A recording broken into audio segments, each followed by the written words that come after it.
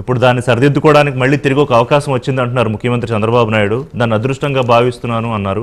కాస్త ఎమోషనల్ కూడా అయ్యారంటే బాధేసింది, ఏదో సొంత ఇంట్లో ఏదో ఇబ్బంది జరిగితే ఎట్లా అనిపిస్తుందో పోలవరం విషయంలో ఏం జరిగినా నాకు అలా అనిపిస్తుంది, తిరిగి మళ్ళీ నాకే పూర్తి చేసే అవకాశం వచ్చింది అని.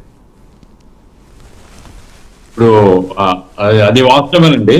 ఎందుకంటే ఈ రాష్ట్రానికి మీరు చెప్పినట్టుగా వరప్రదాయని పోలవరం ప్రాజెక్టు. ఎందుకంటే మన రాష్ట్రం ఇప్పుడు కృష్ణా జలాలు ఉన్నాయి, రోజు తగాదాలి. ఇప్పటికీ తెలంగాణ వాళ్ళు రోజు కృష్ణా జలాల మన వాటర్ గురించి వాళ్ళు ప్రశ్నిస్తూనే ఉన్నారు. పైన కనుక ప్రాజెక్ట్స్ పూర్తి అయిపోతే కృష్ణా జలాలు అసలు న్యాచురల్ గా మనకు రావాల్సిన జలాలు కూడా వచ్చే పరిస్థితి కనపడడం లేదు. ఇప్పుడు తెలంగాణ రాయలసీమ మధ్య తగాదాలు అది కూడా కృష్ణా జిల్లాలో ఉంటున్నాయి. మనకు ఎవరితో తగాదాలు లేకుండా ఒక సముద్రం లాంటిది ఒక మహా అవకాశం ఏదంటే పోలవరం.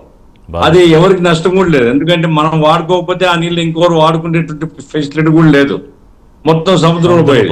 కాబట్టి గోదావరి జలాలను మళ్లించుకోవడం అనేటువంటిది మన రాష్ట్రానికి చాలా గొప్ప అవకాశం. అది దురదృష్టవశాత్యం అంటే దీనికి తగిన ప్రాధాన్యత పోయిన గత 5 సంవత్సరాల్లో రాలేదండి. చంద్రబాబు యాక్చువల్ గా అసలు ప్రయత్నం చేసింది రాజశేఖర రెడ్డి కాలంలోనే బిగినైంది. ఆయనే చాలా మందికి కాన్స్టిట్యూకుల సమాధి, కాన్స్టిట్యూకులు అంటారు, మన ఎవరైతే రిహాబిలిటేషన్ చేయాలనో అటువంటి వాళ్ళందరికీ డబ్బులు చెల్లించడం ఆ కాలంలో స్టార్ట్ అయింది. పోలవరం ఆయన ప్రత్యేక శ్రద్ధ తీసుకుని కొంచెం చేసినాడు. రాష్ట్ర విభజన సందర్భంగా కేంద్రమే పూర్తిగా మేము భరిస్తామని చెప్పడం అనేది గొప్ప విషయం. అది మన రాష్ట్రానికి ఎంత నష్టం జరిగినా విభజన వల్ల ఇది మాత్రం గొప్ప వరం. ఇది రాష్ట్రంలో రాజకీయ భేదాభిప్రాయాలు లేకుండా అందరం కనుక దాని మీదనే కష్టపడి ఆ ప్రాజెక్టు పూర్తి చేసుకుంటే రాష్ట్రానికి గొప్ప వరం అండి. రాష్ట్రంలో కరువు ఉండకుండా చేయొచ్చు మనం. ఎందుకంటే సముద్రంలో పోయే జలాల్ని మనం పొలాలకు మళ్లించుకుంటే ఎంత ఉపయోగం అంటే, ఇప్పుడు కరువు రాయలసీమలో చాలా జిల్లాల్లో కరువు ఉంది, ఉత్తరాంధ్రలో చాలా తీవ్రమైనటువంటి నీటి కొరత ఉన్నది. కాబట్టి మనకు దురదృష్టం ఏమైందంటే చంద్రబాబు నాయుడు గారు కొంత శ్రద్ధ తీసుకున్నారు. ఆయన సరే నవయుగం వాళ్ళతో పనిచేస్తూ వచ్చాడు. మధ్యలో ఈ ఏదైతే ఇంత అందరు చెప్పినా అదే చెప్తాం మనం. ఎందుకంటే రివర్స్ టెండరింగ్ పేరుతో నవయుగం మంచి కంపెనీ అండి. నవయుగం వరకు నాకేం వాళ్ళ గురించి అంత లోతుగా తెలియదు. ఎందుకంటే కాకమాన రాజశేఖర్ గారు ఉన్నారు. నవయుగం మీకు తెలుసా, అక్కడ ఇట్లా జరిగింది, ఇక్కడ. నవయుగం ఉన్నంతలో ఆంధ్ర రాష్ట్రంలో ఒక ప్రతిష్టాత్మకమైనటువంటి కన్స్ట్రక్షన్ కంపెనీగా ఉంది. వాళ్ళు చేస్తూ ఉన్నారు, వేగంగా పనులు కూడా పూర్తయినాయి. చాలా మంది జనాలు తీసుకుని పోయి చూపించారు పోలవరం వచ్చేసిందని. మధ్యలో బ్రేక్ అయిపోయింది, అది రివర్స్ టెండరింగ్. ఆ తర్వాత వరదలు, చాలా పెద్ద వరదలు వచ్చినాయి, తగిన జాగ్రత్తలు తీసుకోలేదు. దురదృష్టం ఏమంటే వైసీపీ వాళ్లకు బాధ కలగవచ్చు, కానీ డయాఫ్రమ్ వాల్ అంటే ఏమిటిదో లేదా ఆ కాఫర్ డ్యామ్ అంటే ఏమిటిదో తెలియని ఆయన ఇరిగేషన్ మంత్రిగా ఉన్నాడు మనకు. ఆయన చెప్పినట్టు నాకు తెలియదు అని. కాబట్టి ఒక ఆయనేమో తొడగొట్టినాడు.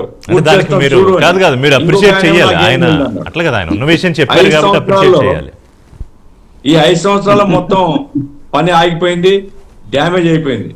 సరే ఇప్పుడు తిరిగి పనులు ప్రారంభమైన సంతోషం. అక్కడ రిహాబిలిటేషన్ సమస్య ఒకటి ఉందండి. ఎందుకంటే అందరూ దృష్టిలో పెట్టుకోవాల్సింది ఏమంటే రిహాబిలిటేషన్ సమస్య ఉంది, కేంద్రం పట్టించుకోవడం లేదు. కేంద్రం మాకు సంబంధం లేదంటున్నారు. మరి కొన్ని టెక్నికల్ అంశాలు ఉన్నాయి అని ఆపాను కదా, అక్కడే ఉందండి. ఎందుకంటే గఫూర్ గారు మీరు చెప్పినట్టు ఓవరాల్ హెడ్ వర్క్స్ 76% పూర్తయితే, రైట్ కెనాల్ 93% పూర్తయితే, ల్యాండ్ ఎక్విజిషన్ అండ్ రీహాబిలిటేషన్ 25% మాత్రమే పూర్తయ్యాయి.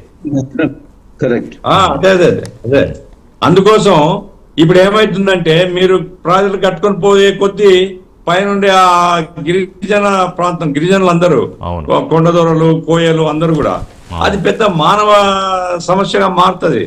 కాబట్టి సైమల్టేనియస్ గా దాని మీద కూడా అటెన్షన్ పే చేసి వాళ్ళని రిహాబిలిటేట్ చేస్తూ ప్రాతిపదికగా వేగంగా పూర్తి చేస్తే, ఈ 3 సంవత్సరాల్లో పూర్తి చేస్తే మాత్రం చాలా అభినందనీయం.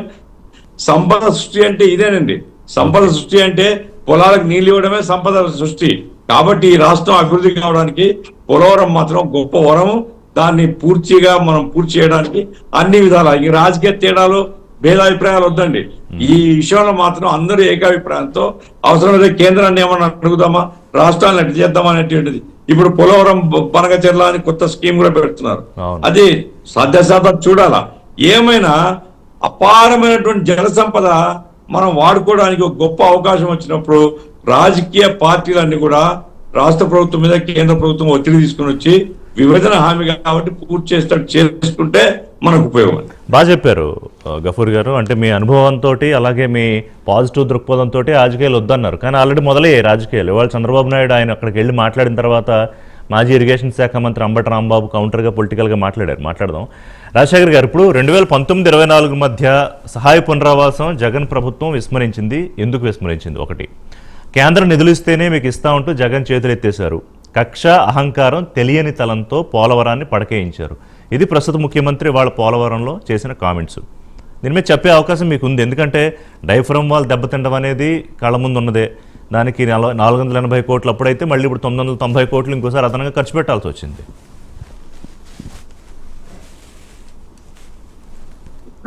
మిత్రులకి ముందుగా నమస్కారం. బేసికల్ గా ఋషి గారు, అసలు ఈ పోలవరం ప్రాజెక్ట్ అనేది